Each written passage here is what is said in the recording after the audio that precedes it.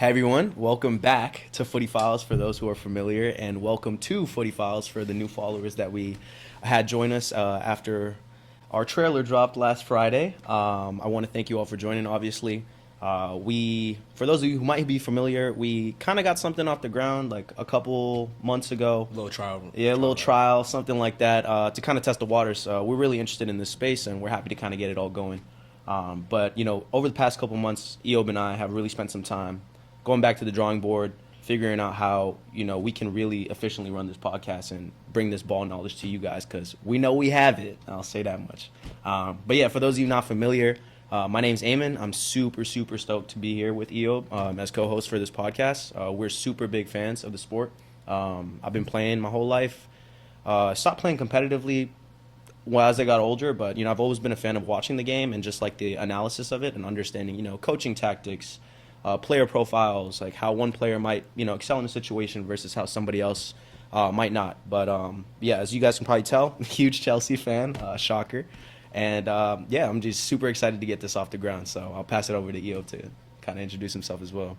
Yeah, like Eamon said, my name's Eob, and I've watched soccer pretty much most of my life, and I've played soccer my whole life. Growing up, I played in a lot of rec leagues, and I played soccer throughout college as well, and I love playing pickup. That's kind of like my bread and butter. And okay, Right. And obviously I'm a Man City fan, and I've supported them since the 2014 World Cup.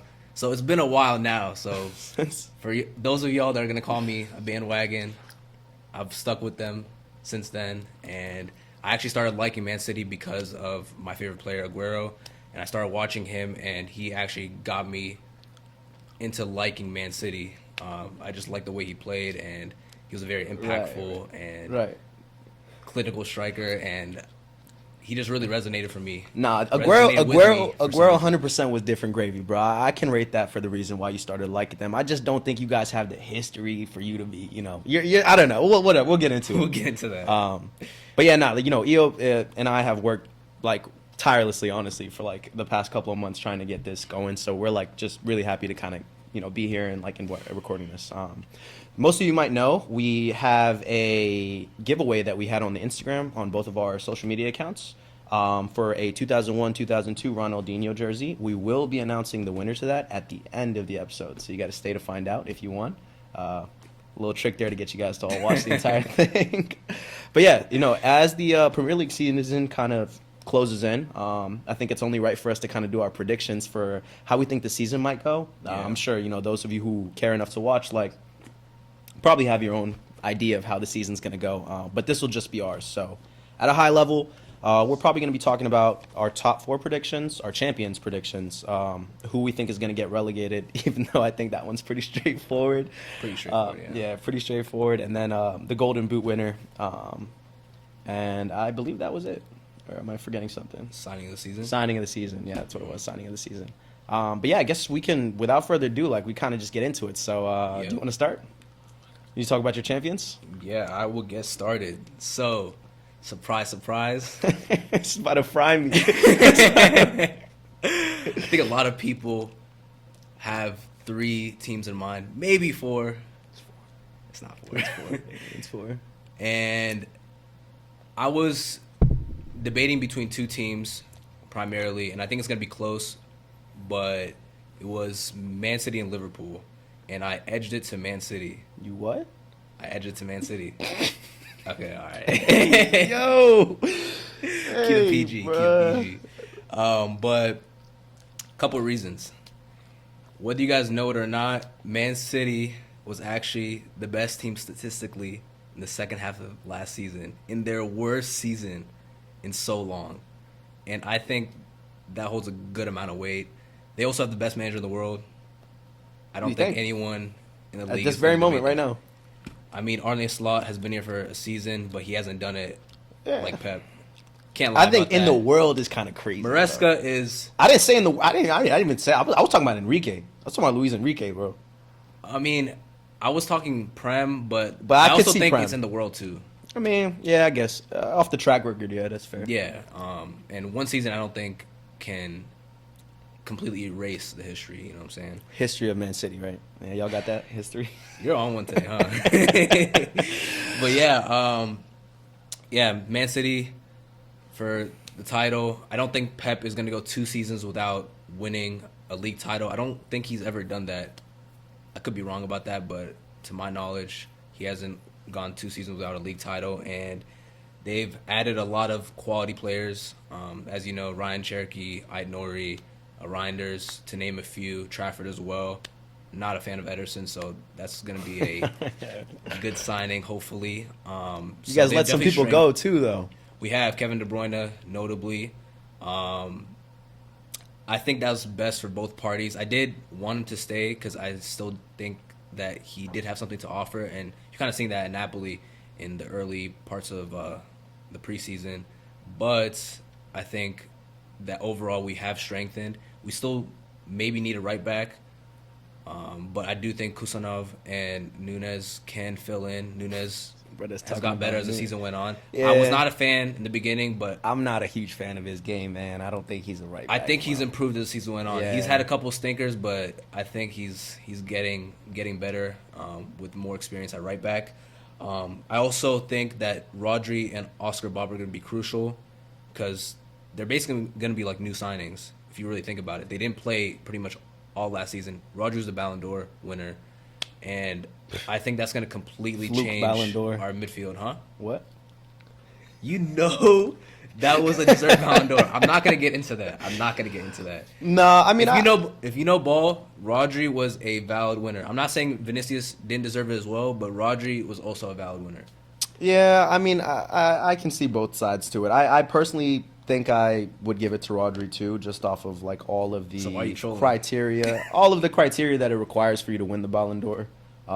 Trophies. But nonetheless, I don't know. I wanted to kind of circle in on like the people that you guys have projected to leave, because I know like Savinho, for me at least, was someone who was supposed to play like a pivotal role in this season for you guys.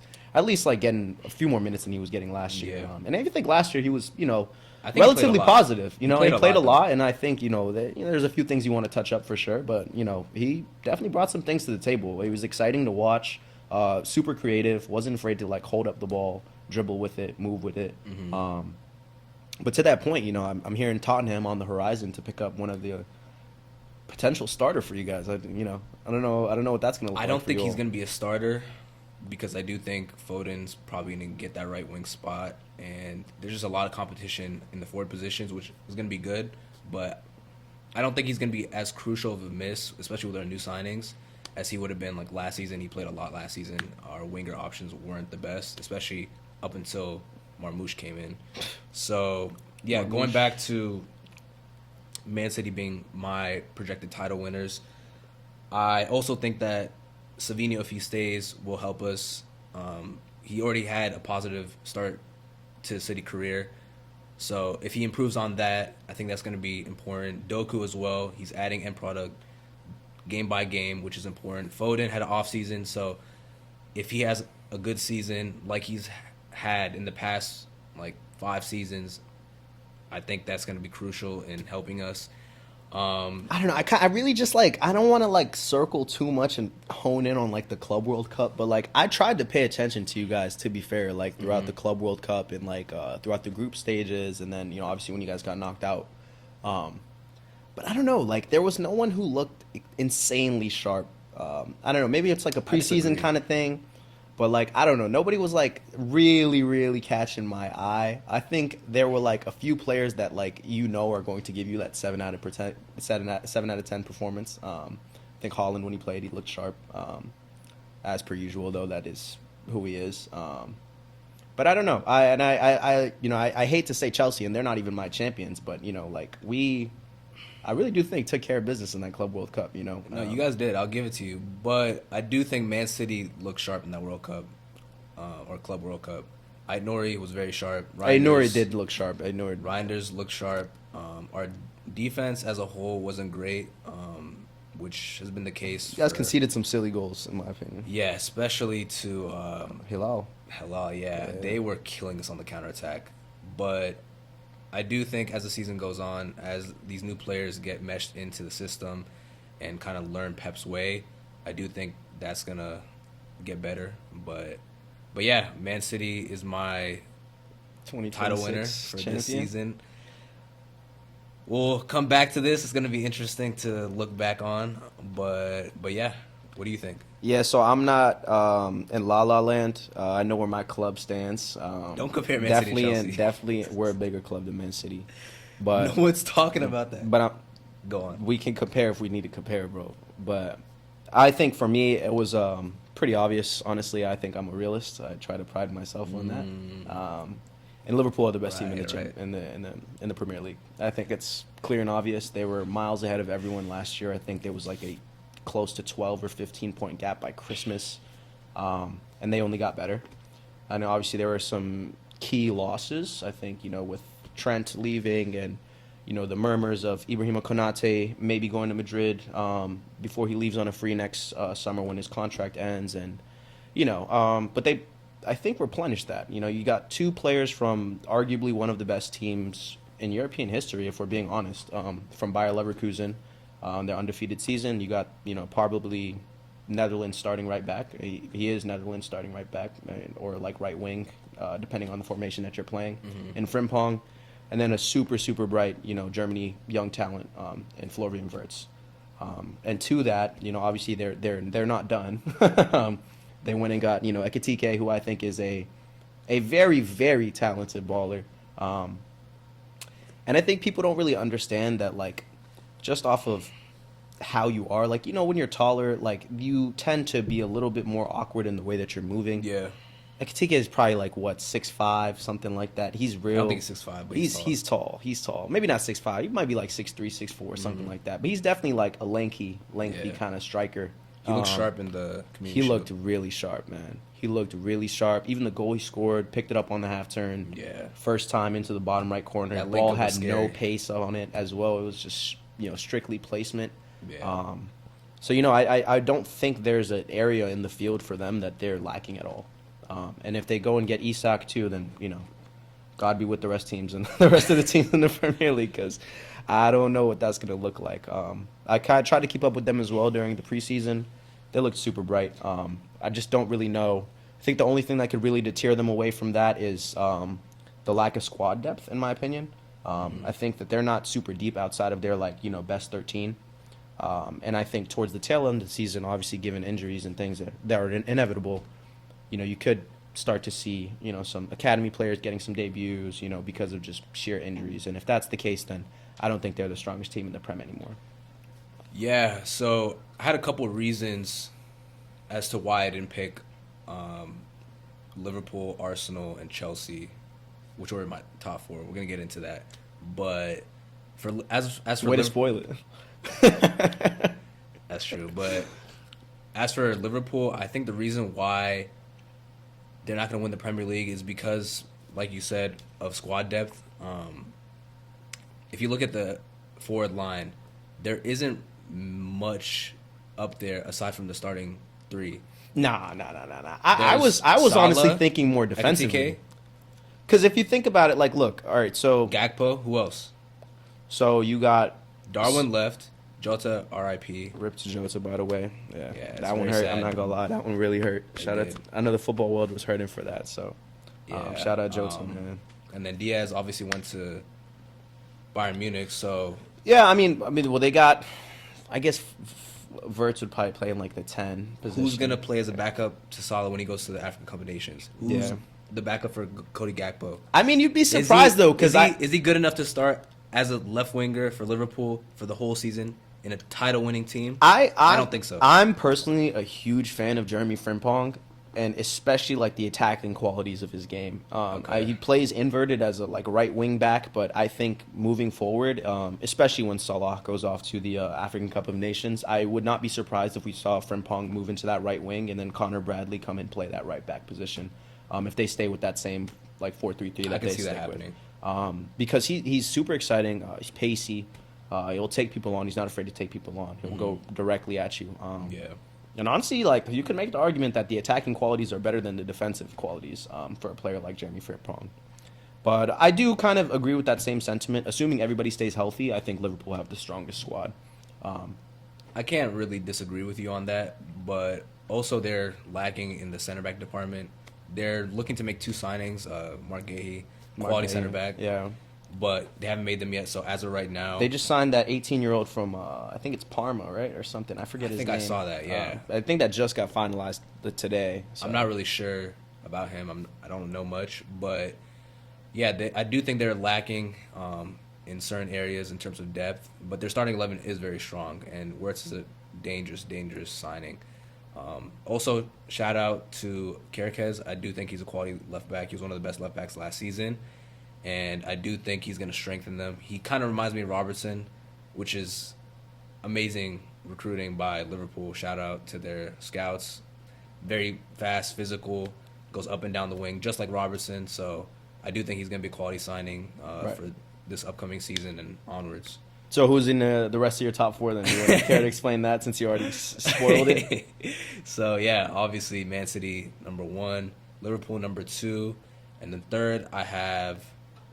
Arsenal. I do think they have the 3rd strongest 11 and 3rd strongest overall squad as well. I think the top 3 are closer to each other than 4th spot, which is Chelsea. Arsenal are lacking in the attacking department, which is why I put them 3rd. I'm not sure about how Gyökeres is gonna fit into the Prem, especially with him relying on a I don't think he's scoring those 60 goals. I'll tell you that. Like how he was. I don't think he's I don't putting think up those numbers. Yeah, definitely not 60 shooting goals. that down from early. Yeah, I got him maybe 16. I got him at 15. Yeah, 15, 16 goals. Yeah, I can see it. Or not 15, closer to 20, 18. 15 maybe. GA, or No. 15 goals. Like 18 goals. I would say 18 goals. Okay, I can see it. Close to 20. I don't think he's gonna quite reach it. I do think he's a good player, but I think he's gonna struggle in those games against low blocks. He's someone that relies on running into channels and just counterattacking. So I do think Arsenal is going to struggle to score goals. Their defense is very strong. Their midfield got stronger with Declan Rice and then now Zubimendi. Yeah. Not sure if Partey's going to play a part in this season. Thomas after party. He's dealing with some stuff off the field. He's dealing with some stuff. Hey, but yeah, Saka is gonna have to do a carry job of like great proportions for them to mount a real title surge, I would say. So have them at 3, and then Chelsea 4. I think they've looked bright in preseason, and obviously they won champions the of the World world. Cup. Got to give it to them, but you'll never sing that. You'll never sing that. I still think that champions of the world. Their team has a lot of maturing. Okay, all right. I do think that their team has a lot of maturing to do, and also the injury to Levi Colwill. Yeah, that hurts. In an already, I think, weak defense is gonna be a costly one, and I don't think they're gonna challenge for the title. But I do think they're gonna comfortably make top 4. I think they're comfortably better than the rest of the teams. So that's my top 4. Yeah, I mean, I think that's a safe top 4. I think mine would look pretty much similar. I have obviously Liverpool and Arsenal are locks in my top 4 for sure. Mm-hmm. And then 4 through 6, obviously we only asked for 4, but 4 through 6 I feel like could really go any way. The way that I was thinking about it. Any way. Yeah, I can see any combination of like Manchester City and Chelsea, Chelsea and Man United, United and City. United over Man City. I honestly I really am. You gotta. No, I mean I'm not even trolling right now. I really do like the signings that United had this summer. I really like the transfer window that they had. I think they brought in a striker in Sesko that is arguably like one of the top talents, the younger talents in the world. I don't know if you've seen some of the clips of him finishing, but bro, but like it's actually crazy. Are you done? Like he's a baller, bro. Like he's a true like baller, and he's one of those dudes who, to the point of Ekitike being kind of taller and like very coordinated. Sesko like is the same way. Like I think I just saw like a clip of him like playing basketball or something. You know what I mean? Yeah, he's tall. Which is like, but he was like dunking and stuff. I think that's like, you'll see clips of like all these teams like they'll like shoot around the basketball. It looks like they've never seen the ball in their life. Like shooting a ball like this, and like it looks all types of messed up. But he looked like someone who is like a multi-sport athlete. You know what I'm saying? Like, so you're telling me he looked like a threat. Man United's gonna get top 4 over Man City because Sesko knows how to play basketball. No. Infinite ball quality analysis. No, I'm saying amongst the signings that they had, between Mbeumo, who, you know, was the early goal merchant last year. I think he had like 8 different occasions where he scored within the first 10 minutes of the match. Can finish the ball at any given time. Once he cuts in, it's over. Yeah, and he's younger as well. I thought he was on the older side because he's so bald. He's 25. But he's 25, bro. This guy's got a lot of game left in him, man. Yeah, I can tell you. And then a player like, Matías Cunha, who, was basically the sole reason that Wolves didn't get relegated last year. Mm-hmm. And then you have someone as creative as, I'm not like the biggest fan of Bruno Fernandes, but what I can say is that he's a quality player. And I think given the outlets that he has now, I wouldn't be surprised if they made like, a little bit of noise. Maybe not top 4, but I think they could, knock on the door of like that top 6 conversation for sure. But to be a little bit more concrete, I got Liverpool first, Arsenal second, Chelsea third, City fourth. You said it was a safe top 4, but you picked the same teams as me. Yeah, but it is safe. But I told you that those 5 and 6 can low-key take anywhere from 3 to 4. Because I do think that Liverpool is a clear favorite. I think Arsenal, I hate to say it because I hate Arsenal, but like they look pretty good as well. And, I don't think Gyökeres is going to, like I said, score 60 goals. But even just an addition like that, because that is truly what they were missing. It was like a pure striker, like how Gyökeres is. And I think they really identified the weaknesses in their squad and like addressed them to the best they could, Yeah, they hit everything. They I hit would say everything. they still need a left winger though.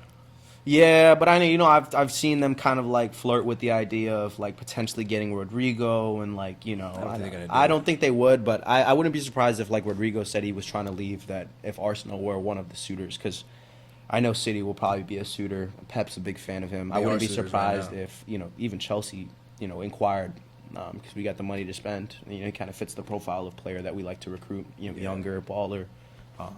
But his wages are insane, so you guys have fun paying for that. I'm not trying to pay for that. You come to Chelsea, you're getting your $75K a week. Everybody is on the same wage structure at Chelsea. I don't know if you know that. Title. I think you'll be surprised, man. I think you'll be surprised. And to the point of squad depth, like I think we have the deepest squad to make noise in a run for the Premier League. Because there's a point in time around February where the fatigue starts to set in. You're in peak competition season with, the knockout stages of Champions League starting. You're in the heart of the season, second half of the Premier League season. You're probably in like the 4th, 5th rounds of like the FA Cups and all those domestic cups that they have. So it gets to a point where, you're playing games pretty frequently, especially if you're playing Champions League football. So if you have a game on a Sunday or a Monday, and then you got a midweek game, and then you got a game on the next weekend, like there are multiple occasions throughout next season that a lot of these top 4 teams that we just listed are going to be playing 2-3 times a week on a consecutive basis. And I think with that level of performance, the fatigue really does set in. So to the point of Liverpool not really having a deep squad, I think that Chelsea has the deepest squad to alternate and still have a very strong lineup for like midweek games. And that's not to say we're playing like a B team for the Champions League, but if we have a Champions League match, for instance, on a Wednesday, I can see somebody like, if I don't want to say Xavi Simons is like a backup, but if we do get him, like I could see him playing like a game against like a mid-tier team in the Prem on the weekend, and then Cole Palmer starting on like, the midweek game at the Champions League or something like that. Obviously, he can play other positions and stuff, but just, for example, like the drop-off in quality is not insane as how it is at some of these other clubs. That's fair, but I still think you guys are lacking in the defensive department. I don't think we are. Who's playing center back? Tosin, City grad. Is that Tosin's a baller, league? Man. Tosin's a baller, Quality? And let's not forget Wesley Fofana, who's quality? coming back from injury, and he's Prem proven. Who? Wesley Fofana. He's proven 4 years ago. Nah, I mean, he's a baller. I think 4 years ago. He's unlucky. He picked When up is the last time that brother has played? last season before getting injured. For real, like a extended amount But of time. I'm just saying, like, there was a point in time where this was like France's most promising center back. There was a reason he was tagged as much as he was. And if you remember at Leicester as well, he was a big reason why good, he was cooking at Leicester. You know what I mean? There's levels to this game. I get it, and I He hear was it. never He's France's been best young center back at any point. No, he was before your Salibas came on. Konate was always there. Upamecano was always there. Don't even say Upamecano Saliba right has now been to there me for a right while. Saliba just came on the scene a couple years ago, bro. Couple years ago. How 2, old do you 3 think years. Fofana is? 3. Fofana been at Chelsea for 3 years. He was at Leicester before that. For like 1 season. No, he was there for 2. He's been 5 years compared to 23 right now. He had 3 years at Chelsea of and Saliba, where he was like one of the best. Like yeah, but like I'm one of the saying best. that if you're 18 years old starting at a team in the Prem, like that to me is it's impressive. But it's not even that it's impressive. Like he did work. Like he did his thing. Like I don't think you get to move to a big club if you're not, obviously doing something right. You know what I mean? And obviously, unlucky to pick up injuries and things like that. You can't really do anything about that. But I think he'll surprise a lot of people this year. 100%. Okay. I think he really will. Fair shot. This is a prediction at the end of the day, so we'll see. Yeah, but to that point, I did want to kind of see if you had anybody else that you were thinking that could make a little bit of a shout to get into that top 4. Because I know, like, with United, I really, really considered them because they're the one club that I feel like made, big moves in the summer, but it wasn't because they had Champions League football. They actually don't have any European football next year. Yeah. So I think due to that and, like, their sheer focus on just, like, domestic cups in the Premier League, players will be well rested. You can really scheme and like prepare for a team as opposed to having to prep for 2 games in a week. You only got to prep for 1. Yeah. And you start to look at like United's games against Chelsea's and your cities and like these teams that are in the Champions League. Like the reality of the situation is we have a lot less time to prepare for them, and they have more time to prepare for us. That's fair. And United's one of those teams, man. I hate to say it, but like there's so many times last year I can think about. I was like, United is a clear like underdog in this situation, and they made noise. Like they kept it close, and like there were times where I thought they were supposed to win and they lost, and that's why they ended up where they did on the table. Yeah. But the big games, like they showed up. Yeah. And the United fans, man, like I hate to say it, but they got a fan base. They have a true fan base of like supporters that really as much crap as they talk, they really do support them through thick and thin. Even like if we look at like our friends, man, like our friends who are United fans, like David, for instance. You guys might be familiar with David, but dude, he bleeds red, but like red for United, not because blood is red. But yeah, so to that point, yeah. If I had to pick a team to challenge for that 4th spot, I would say United, but I don't say that with much confidence, and I do think that Tottenham also might have a shout. They got a new manager, Thomas Frank. I think he's a very good manager. He did great things with Brentford. And 7 years at Brentford, man, that's crazy. Yeah, that's a long tenure for a manager. Yeah, it is, especially in the Prem, which is a In the league Prem, that you're is hired to brutal. get fired, man. Yeah. Like, you're hired to get fired. So I do think that they have a chance of, making some noise. They won the Europa League last season, and Against United. Oh, yeah, they did, yeah. But they're just so inconsistent, so I can't say that with much confidence. They get Savinho, that's going to be a good signing. Yeah, but I don't think it's going to be hurt. enough.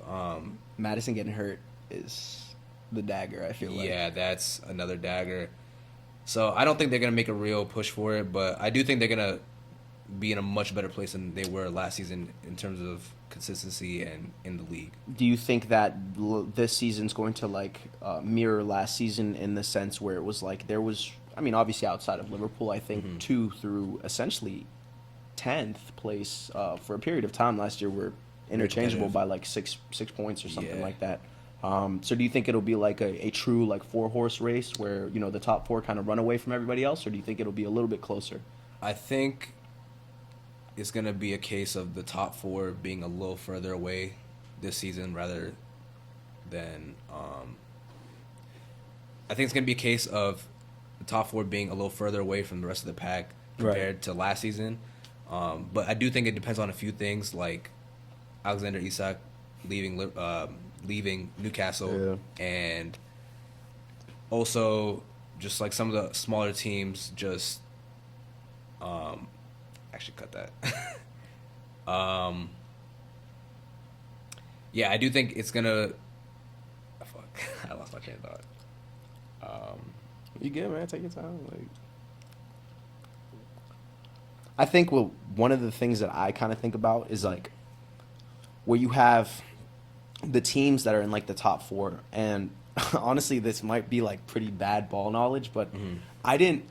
I knew you won money when you win the Premier League. Obviously, Yeah. like a good amount of money.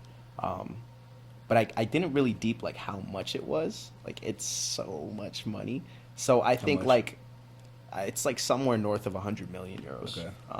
So obviously you guys winning the Prem in the past 10 years 7 times Mm-hmm. gives you you know north of 500 million euros to like spend on transfers. And obviously Chelsea with our transfer strategy, we're definitely like very very aggressive. But I think we make money back. I don't know if you know, but last week we made 120 mil just off of sales of players, 4 players, most of which who didn't really have that much significance to us. I was a little bit hurt about like somebody like a Dewsbury Hall because I thought he was a baller. You gotta be joking. No, I'm not. I think when he never complained about minutes. When he came on, he played hard, and every single time he was through on goal, he scored. Honestly, that was like the Conference League like Messi, bro. I hate saying He's that. center mid. He was scoring, bro. He had like 6 goals in the. Nah, maybe not 6 goals, but he was definitely like. Scored a few I'm looking times, it I up, think. bro. How many goals? I swear it was like 4 goals. Did you in the guys not Conference sign him League. for like 50 million though? How much did you sell him for? 50 million, Yes. Breda. No, I Check. gotta look that up. Check. How much? At least 40. Did At least 40. Chelsea sign Kieran Dewsbury Hall for?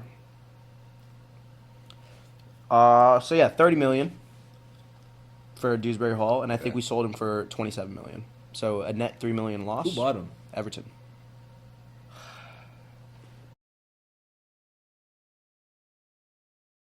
So talking about our relegation battle, I don't really think it's going to be a battle. I think there's 3 clear teams that I have listed here, and I can give you, context for it. But I think most people who are familiar with the Premier League understand that these 3 teams are probably going down. Mm-hmm. I'm going to go with, Burnley.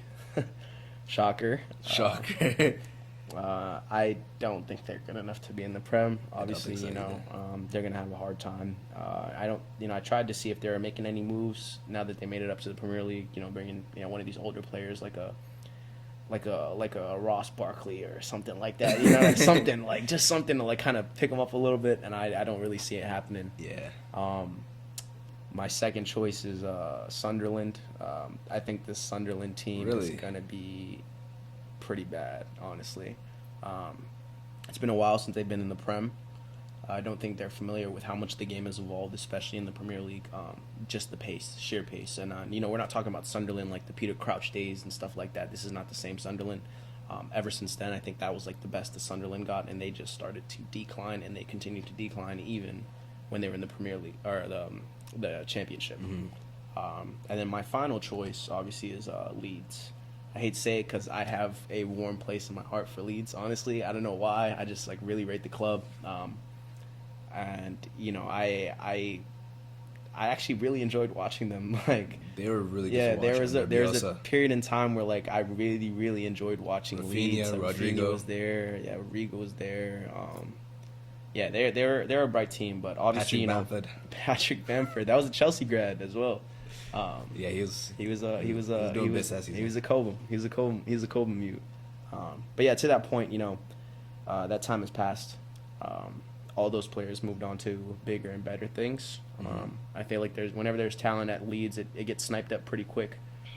They are kind of like an incubator for I feel like a lot of the younger talent, Yeah. especially from South America. They tend to recruit from Brazil pretty often. I've seen a few, Brazilian players come through there. Mhm. I don't want to say like academies and stuff, but, you'll see like a younger Brazilian player start for them. So, yeah, I'll go ahead and say those 3. I don't think they have the firepower to keep up with the Prem. Season's too long. I'd be surprised if any one of them had more than 30 points. Okay, well, I do agree with you on 2 of your picks, Burnley and Leeds. I don't think they've done enough business in the transfer window to warrant them staying. So those are 2 of my picks locked in, but I'm actually going to have to disagree with you pretty strongly on Sunderland. I think they've made some quality signings with Granit Xhaka, obviously. Undefeated season with Leverkusen and a solid player for Arsenal. I think he's Prem proven for sure, but I don't think he's a game changer, like good enough to keep somebody like from getting relegated.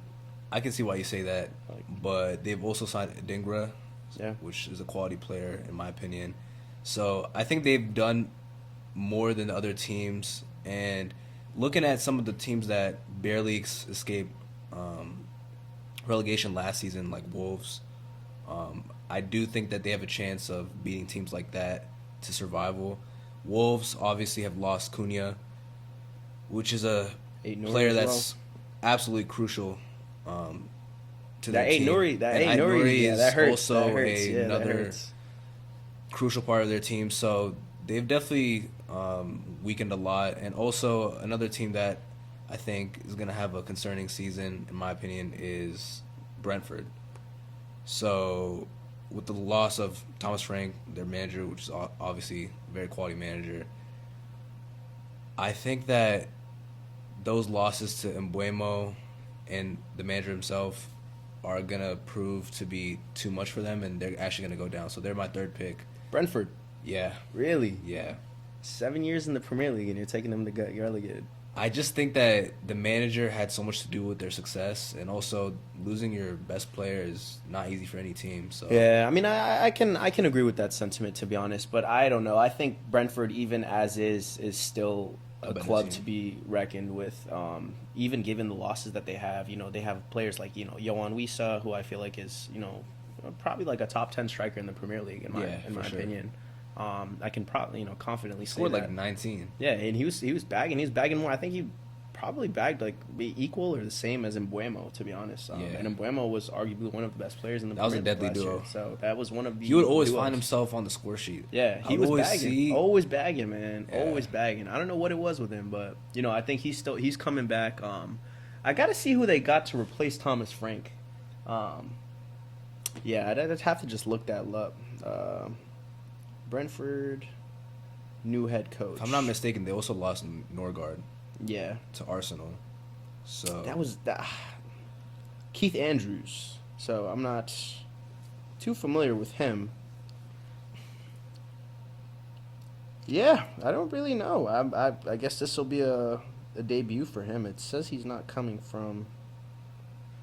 He's been a part of the Brentford's first team coaching staff since 2024. So it looks like it was kind of like an internal promotion. Yeah. Where they didn't really look external to bring someone in. So I think that actually could play out in their favor if he was, part of Thomas Frank's staff, similar to like a Pep and Maresca kind of thing. Yeah. Where somebody who understands how a coach plays, how the players familiar with the players, their profiles, where players excel, where the club is lacking, things like that.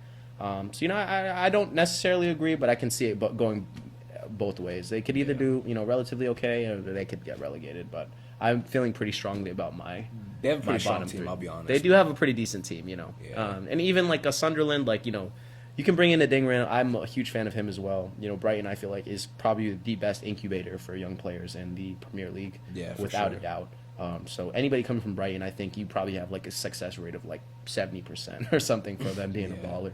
And then somebody like Xhaka, man, like I can respect it. I know it's like a signing you should make as a team that just made it up to the Premier League. Like you got to bring in, like I said, like your Ross Barkley's, but that's like a Ross Barkley right now in my head. You know what I mean? Like I don't think he's got the legs for it anymore, especially in the Prem. He was starting to lose it. I could see it like towards the tail end at his time at Arsenal. I mean, obviously you went to Germany and had like a great season or 2 seasons with Bayer Leverkusen. He had a great Euros with Switzerland. But I think it's just one of those things where it's not gonna be enough. Yeah, it's not gonna be enough. It's not gonna be enough to keep them up. I don't think he's got the legs to play the entirety of the whole season. He's getting a little bit older, and I think that pipeline from England to Germany works a lot better than when you go from Germany to England. So I think once you adjust your play style to playing in Germany and you come back to a league like the Premier League where it's very physical, it's very pacey, it's very tactical in the way that these managers are preparing. You know what I mean? Like, and at any given week, a Sunderland could beat a Chelsea. A Leeds could beat a Man City, just off of strictly like tactics that managers are coming in and preparing their players with. But I don't know, because I think he's gotten used to playing, especially in Germany, and when you come back to that fast pace, it's not an easy adjustment. I don't think so. So I would say he never really adjusted to the Prem fully. Nah, I mean, Xhaka had his moments, man. Xhaka had his moments. He had his moments, man. Like, he had some screamers.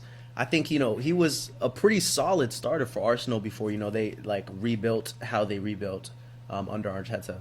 But, that was arguably, like, Declan Rice before Rice was, I mean, obviously, not, like, the same level of quality, but that, like, profile of player of, like, someone who kind of is a 6 but really plays as, like, an 8, advances well, can carry the ball, physical, can win it back. He can't carry the ball. I think he can. That's what he said. Slow. He's basically playing 10 for Switzerland. Like, he's... Okay. Yeah, he's, like, the best player for Switzerland. I think the way that they structure their team, it's, like, around him, where, like, every pass goes through him. If it's not the assist that he gets, it's the pass to the assist, So, similarly, like, I can see that same kind of role, him assuming that same role at Sunderland, especially given the quality that's around him. He'll probably be the best one there. So I think we will see him advancing the ball a lot more often than not, playing more advanced in like the offensive side of things as opposed to sitting as like a pivot. Traditionally how like Rice used to be when he was at West Ham. Reps at center back and like playing like a true 6 position. And then that role kind of evolved from like that 6 to 8 once he moved to Arsenal. I can see the same kind of thing happening for Xhaka. Because where's the talent around him for him to play anywhere else? That's fair. Probably going to be given more responsibility. 100%. So if he can't figure out how to carry the ball right now, which I do think he can, he needs to figure it out. Like there's no way around that. That's just one of those things. But yeah, Golden Boot. What do we think?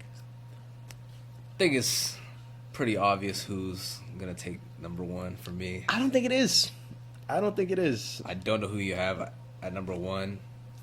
Aside from maybe Salah, it has to be Haaland. Okay. Especially with the creativity around him, with Cherki, Ait-Nouri, Foden, Savinho, Doku, all around him. Like there's no way he's not going to win it. I don't know. I think you guys as a club will score the most goals, 100%. But I think I would be surprised if it was like as clear cut as like maybe that first season that Haaland was at City. I mean, that was insane. That was insane. But to that point, I think you brought in talent that is creative enough to score by themselves when they need to. I would be very surprised if Foden comes back and like doesn't play well again this season. I think he'll have like a little bit of a redemption arc as well. Mm-hmm. And given the sheer talent that you guys have, like I think the scoring will be a little bit more distributed evenly. Okay. Similar to like what PSG looked like this year. Yeah. Where you had, a Dembele who had like 25, 30 goals. Obviously that's like, your Ballon d'Or candidate, but everyone else in their starting like rotation of attacking players were above 12 or 13 goals. Yeah. Whether it was Doué or Barcola or was it, Kvara or Gonçalo Ramos or all of them, and I think you guys have a very similar situation where last year, nobody was really scoring like that. I don't want to say nobody was scoring, but it was just so sporadic in the way that your team was scoring. There wasn't anyone that was like super consistent week in, week out outside of Haaland, and even he had his moments last season where he was, a little bit inconsistent. Yeah. And to that point, I really do think that my Golden Boot winner is Cole Palmer. I don't think that was a surprising pick, I'll be honest. I don't think it's crazy to say. I think that this is the year that, like, and obviously, he's had 2 phenomenal seasons. Some might argue that 1 great season, 1 good season. I think if you have 20-plus GA in a season, that's a great season. Great season. Who's doing that in the Prem? There's a handful of players that you can, like, pick out. I think it might be, like, 20 players in the Prem that have above 20 GA, So How that's, many like, players basically, did you say? like, 20. That have fair, but that's fair, right? So that's saying like the best player at each club has 20 GA, right? That's the math there. Okay. But my thing is, even in his first season for Chelsea, with the quality that we had or the lack thereof of the quality that we had, you still got to make them. Like you still got to make them. At the end of the day, you got to do you take what's right in front of you. So if there's a penalty that by all means you're going to take it. Is Haaland not going to take your penalty? He is, but okay. You know what I mean? 9-10 penalties is crazy. I mean, he didn't. Is he going to get that this season? You got to take that into consideration. I mean, I still even think so. Like, to be fair, like I think the quality around him has increased. I think his role as a true 10 has increased. People really like fear him. Like honestly, like, and to that sentiment, like I been keeping up with this throughout the entirety of preseason, and like keeping up with the Club World Cup, and just seeing how we've been maneuvering, how the ball in possession has varied from like our in possession moments last year and the year before that, and like what we look like in possession and what the build up formation looks like, and that role that Palmer's assuming. And I think the biggest difference, and what I think we'll start to see a little bit this year, is that the past 2 seasons, Palmer has really, really played that central role, where he's kind of like right behind that front three, but like on top of Fernandez and Caicedo, where he has that like free role in the middle of the pitch. Mm-hmm. Due to that, I think he drew too much attention from center backs last year. Okay. Where they would pick him up high because they knew that like that was the threat. It was a clear and obvious threat. Mm-hmm. And that's not to say you want Nicholas Jackson or somebody to like get in behind, because maybe they will score. But I think like teams were so obviously worried about Palmer that they schemed for it. Mm-hmm. And even with that scheming, he produced. And I think there were moments that I think he could have. Not Messi. No, but hold on. I think there were moments that he definitely could have bagged a few more goals. And I knew he was out of form when he missed a penalty, because like that's just unheard of. But I think as the season started to continue and progress towards the tail end of the season, and he wasn't towards the very tail end. Yeah, towards the tail end of the season, he had a big drought in the middle. I understand, and I agree with that sentiment. Well, this is last season, by the way. Clear. But I'm just saying that towards the tail end of the season, the big shift was that it wasn't, and we saw it like really throughout the Club World Cup, where it wasn't really like the central role that he was playing. It was like center right, kind of, where it's like not necessarily like a right wing. And like the right or the left back from the like a right forward kind of thing. Right half space. Yeah, And that position's interesting because when you look at like a left back's responsibilities, like we're just like look at like the Club World Cup, for instance, like you really get caught between, because it's like you're not quite on the pitch and you're not wide enough to where like you're the last man that's the widest, because you could still have a fullback that's like overlapping you. And then your left back, and we saw it with Nuno Mensch, has to make a decision. Am I either going to stay with Palmer or am I going to go with this person who's overlapping him? Because technically both fall under your like role of cover. Yeah. And they've done a very, very good job of exploiting teams that have back fours with that very thing right there. And what that allows us to do is have players like Reece James and Malo Gusto who, overlap or trying to get forward, occupy that left back, and then you have a one-on-one with Palmer and the center back who probably has another option, like the Palmer, and then we saw it in the Club World Cup where, a fake pass to an overlapping run takes Nuno Mendes out the picture. You're running at William Pacho. You fake like you're going to pass. He takes 2 steps back. He takes a side step and scores. Both the goals look exactly the same, And then the one time that the exact same situation happened again, it wasn't a goal, but it was an assist, So I think, goals, I think it could be closer. Obviously you have Haaland, you have Salah. Like I wouldn't be surprised if, like Sesko even like got into a conversation, or Gyökeres, because Arsenal are very, very attacking. I think they have the firepower to create. Mm-hmm. So there are a few names that I could definitely list, but I'm gonna stick with my gut, stay true to my folks, and I'm gonna say Palmer. My thing about Palmer is that, especially with the new signings you guys have made with João Pedro, Delap, Stavao now joining the team. Better I Savinho, do think by the that way. it's gonna be more spread out. What'd you say? I said Esteval's a better Savinho, by the way. He's not. Neymar regen. Neymar regen. Please pipe down. Neymar regen. Just because he scored on you does not mean Neymar regen, bro. Wow, I can't wait to look back on this. Wow. Neymar regen. In like 10 years, I'm gonna look back on this and just laugh. Like, nah, bro, I think you're tripping. Like, he's a baller, but that's not the point. Yeah, I'm saying that honestly, there are a few names that can make the case for the Golden Boot. And if you're trying to say that our scoring is going to be distributed, so much of our offense comes from Palmer, regardless of who is playing on the field or whatever. And to that point of like, the Switzerland offense with Granit Xhaka and how he's like the pivotal point of that, like the heart and beat of that. Yeah. We're similar. Like we center our whole team around Cole Palmer. We just have quality to help out. You know what I mean? It really goes through Enzo and Palmer. Like Enzo Fernandez and Palmer are like the heartbeat of the Chelsea team. So I think, to that point, they're going to create, whether it's for themselves or for others. And if he doesn't lead the Golden Boot race, then I think he'll lead the GA race 100%. No questions asked. I think that's clear and obvious. What do you think about Isak if he goes to Liverpool? I don't know, because I don't even really know how that transfer works out because of Ekitike and stuff. I think Ekitike will play on the left. Yeah, but like I guess I have to see more of his film. It could be an Isak conversation. You know, Prem proven he was bagging last year. God, he had some goals last year. Yeah. You know, so yeah, I can see it. I can see it for maybe. But yeah, to that point, man, I think that was quite everything that we wanted to talk about today, if I'm not mistaken. Signing of the season. Signing of the season. Yeah, I don't know. This one, It's tricky. I have a few in mind, but you're not gonna like who I say, but I'm gonna stick with my gut. I think Joao Pedro is going to be the next. Whoa. Yeah, I said what I said. I don't Palmer care about top your scorer. You guys hear that? Palmer top scorer. No. Joao Pedro signing of the season. No. You don't know this, man, but I'm Brother. telling you, Joao Pedro has Yeah, you're right. I don't know. the genes to be the next Ronaldo Nazario, man. I'm telling you, like, that's gonna be Brazil's new number 9. No, I don't want to hear no Richarlison. I don't want to hear no nothing. That's gonna be Brazil's new number 9. Come back to this episode and mark my words, man. I'm telling you, because he is a talented player. He's definitely a little rowdy. You know, I think he he plays the game.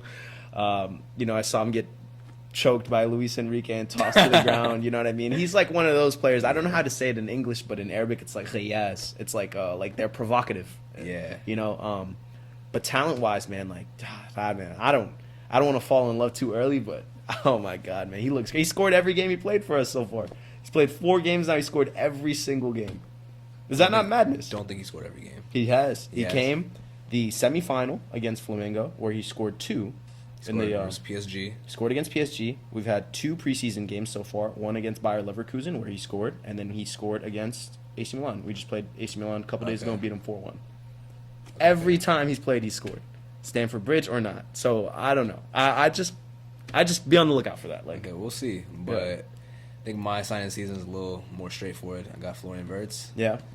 I just think he's a quality player, and quality players just kind of fit into. They paid too much though. I think that's like the one thing that deterred me away from that. I was like, yo, if you're paying 150 million, like it better be a freaking quality signing. You know what I mean? Like I think like you got like what I look into that is like the bang for your buck. Like if I'm paying 150 million for a player, I better get 20 goals, 20 assists from that player.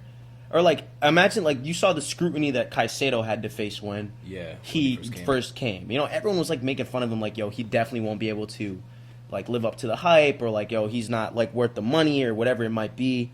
But you know, it is what it is. If that's the case, then if we're going on value, I think we got to put Ryan Cherky up there. For 30 million to get a player who's someone who can play with both feet, can cross, shoot, just got OC tech, I think you got to put him as the best value pound for pound player that any team has signed. I guess we'll see. I mean, I don't know. We got to wrap up, so I agree to disagree here. But I'm taking Joao Pedro. Come back to this episode and you'll see. But yeah, I think that kind of wraps up everything we wanted to talk about. You know, like I said, we're super happy to be here. You guys might not, you know, see the excitement radiating from us throughout this, but you know, this was really, really in the works for a while. So we hope to kind of continue to bring out like good content for you all. We're looking to do community engagement things, you know, watch parties for games throughout the World Cup, and pick up for our folks that are local to the DMV area. And hopefully a 1v1 tournament. 1v1 tournaments, things like that. So we got a lot of things in the pipeline that we're looking to, you know, kind of get off the ground running. So bear with us, and let's enjoy the journey together. But to that point, thank you all for staying to the end of the episode. I do want to announce the winner of the jersey. This was all random. Thank you all. We had over 130 entries, which I think is super dope.